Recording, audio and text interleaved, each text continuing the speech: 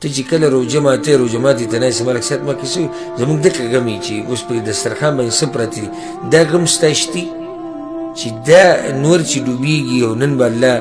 خلک ازادۍ د اور نه زما نوم به پکې و که نه به نو موږ سره اوس موقع ده هره شپه الله خلک د اور نه ازادوي 10 شپې دي موږ سره یو کم 10 شپې نو دومره خو وکړه که نه چې په یو شپه کې خو ځان په الله باندې ازاد کړې د اور نه که خو په دې نه کېږي چې ته زه ځان په الله باندې ازادوم د اور نه کوم به هغه څه چې څه زما زړه غواړي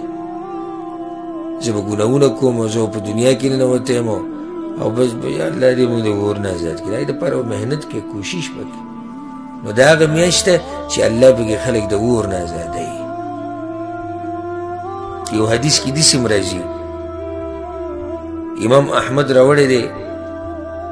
او شیخ البانی صحیح کړی هم دی د ابو امام رضی الله عنه پیغمبر صلی الله علیه وسلم وی لله عز وجل عند كل فطر عتقا روژه ماتي په وخت کې هر وخت هر روژه ماتي سره رب العالمین خلق د اور نه ازادوي نور چې ډوبېږي رب العالمین خپل بندگان د اور نه ازادوي روژه ماتي سره خلق د اور نه ازادي ته چې دا سوچ کړی دی چې زه پکې ازاد شوی یم یا به نه یم ازاد شوی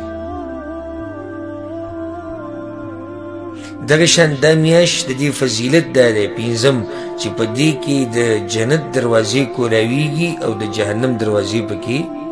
بندېږي حدیث موږ سره تېر شو دا اوس موږ چې وایو دغه شان یو حدیث کې داسې راځي په صحیح بخاري صحیح مسلم کې دی هغې کې هم دغه مسله ده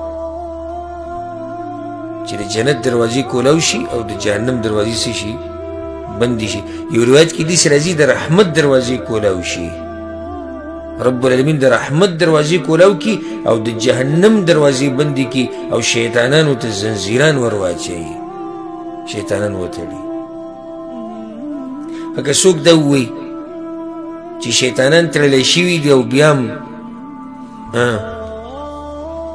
هم خلک چې دی نو ګناهونو کې واقع دي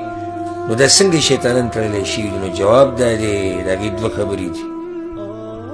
یو شیطانان تړلی شوي دي جني شیطانان انسي شیطانان خو کولاو دي که نه په انسانانو کې چې کوم شیطانان دي خو شتي که هغو تا غلط طرف ته برابري هغو خو به کوشش کوي چې تا د نیغې لارې نه کږې لارې ته واړئ دویمه وجه یې دا یاده کوي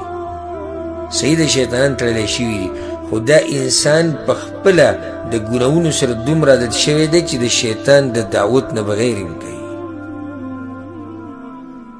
دا غټه وجه ده چې سړی د ګناهونو سره دومره عادت شي چې بیا بغیر د شیطان د دعوت کوي چې سړی نشهیز دی